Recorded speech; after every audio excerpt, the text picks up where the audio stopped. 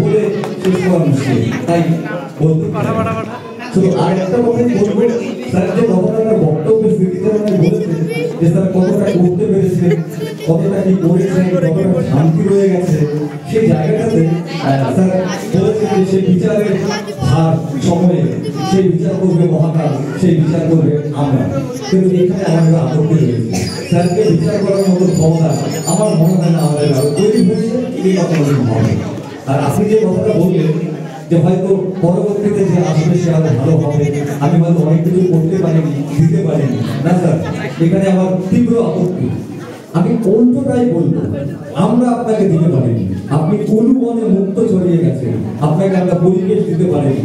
ভুট্টির ঘাট, এটা ভুট্টির ঘাট এত অঞ্চল, ভুট্টির ঘাটের যারা অভিভাবক, ছাত্রছাত্রী, আমরা যারা প্রাক্তনী এবং এই এলাকার এই বিদ্যালয়ে এটা ব্যর্থতা। রাধা গোবিন্দ মদনকে ব্যবহার করতে পারেনি, সেই পরিবেশ দিতে পারেনি। আমি একজন প্রাক্তন হিসাবে সেই ব্যর্থতার সম্পূর্ণ দায়ভার স্বীকার করে নিচ্ছি। শুধু একটা কথাই বলবো স্যার, বিদায় বেলায় কোনো অভিমান মনে নিয়ে যাবেন না। আর বিদায় বলে কিছু হয় না, আপনি বলেছেন, আমিও বিশ্বাস করি। আসলে বিদায় বলে কিছু হয় না, বিদায় নয়, এটা বলবো বিদায় নয় বন্ধু, আবার দেখা হবে, স্যারের সাথে দেখা হবে। এই নারীটা নিয়ে আর্থিক যোগাযোগ, শুধু অভিমানটা স্যার করবেন না, আপনার কাছ থেকে নিতে পারেন, আপনার দেবার অনেক কিছু ছিল, আশা রাখছি পরবর্তী সময় আপনি আবার দেবেন। তো যাই হোক, আর স্মৃতিচারণা করবো না, শুধু একটা ছোট্ট লেখা, এই লেখাটা আমি স্যারকে একটু শোনাবো, এটা স্যারের জন্যই লেখা, একটু সময়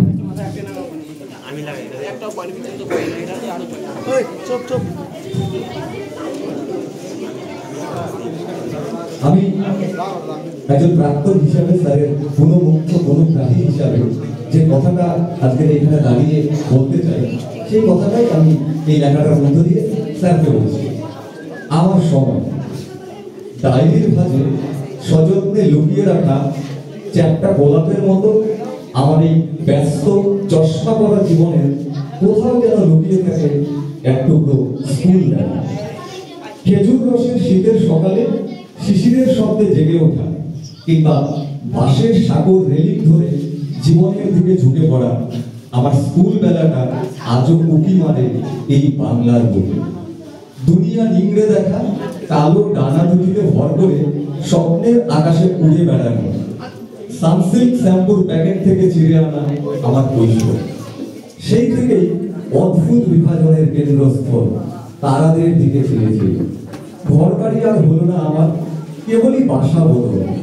মন থেকে খসে গেল কত মানুষের হাত, নিভে গেল কত বিশ্বাস। আজ বিপ্লব আর লটারির মাঝামাঝি দাঁড়িয়ে আমার আবাগোবা বিপিয়ে ভুল ভ্রান্তিতে ভরা অস্থির একঘেয়ে ভাঙাচোরা একটা পৃথিবী আমি দেখে যাচ্ছি আমাদেরই জন্য। আমার মতো পিছিয়ে পড়া স্বভাবের পুরনো এই ঘড়িটা একদিন হয়তো পাল্টে নেওয়ার চেষ্টা করবে আমার ছেলে, হয়তো বদলে নেবে হয়ে যাওয়া এই নেম প্লেটটাও।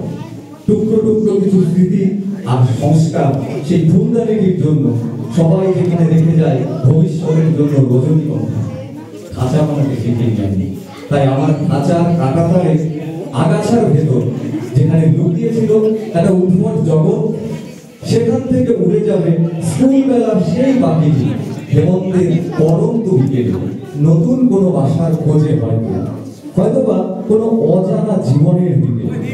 আর পড়ে থাকা সেই শূন্য খাঁচায় যেখানে ছিল সেই স্কুল বেলার উদ্ভট জগৎটা, সেখানে কখন নিঃশব্দে হয়তো অপচরে বড় হয়ে উঠবে একটা গোলাপ গাছ। তার প্রথম ফুলটি স্যার আপনি একবার সময় করে দেখে যাবেন। নমস্কার। আর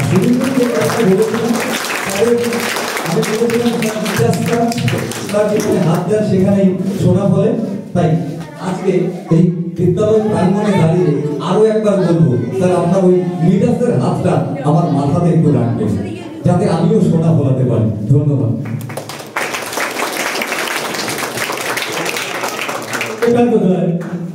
শিক্ষকের প্রতি ছাত্রের শ্রদ্ধার্ঘ রাধা গোবিন্দ মদন তার